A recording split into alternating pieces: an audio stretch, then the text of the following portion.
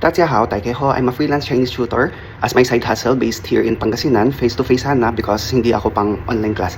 So if you're from Urdaneta, Villasis, Tayug, Santa Maria, Rosales, Balongao, Umingan, Santo Tomas, Alcala, and you're looking for a Chinese tutor for your kid or even for you as an adult, gusto nyo makausap ng Mandarin, Hokkien, pwede ako. So I also have current duties, so let's work around the schedule para hindi conflict sa schedules, and I'll be reading some texts from the textbooks of my current duties.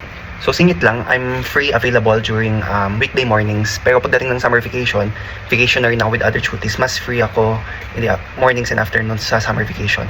Yun lang. Tapos may nag-chat din pala sa akin na outside of the areas na binanggit ko sa Pangasinan. So kung may nag-chat from Dagupan, ganun. So if you're interested, we can pag-usapan naman natin, and pwede kayo maghatak ng ibang mga friends, ganyan, mommy friends, daddy friends, ganyan, para magsama-sama yung mga kids ninyo, para isang puntahan na lang ako, but I will be charging more for gas and time travel, ganun.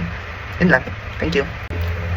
第13课，我跟你一样，小文，我的鞋子成绩不好，你呢？小明，我跟你一样。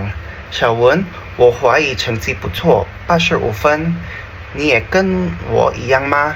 小明，不一样，我比你好，95分。啊，那么多！以前你华语成绩不太好，现在为什么这么好？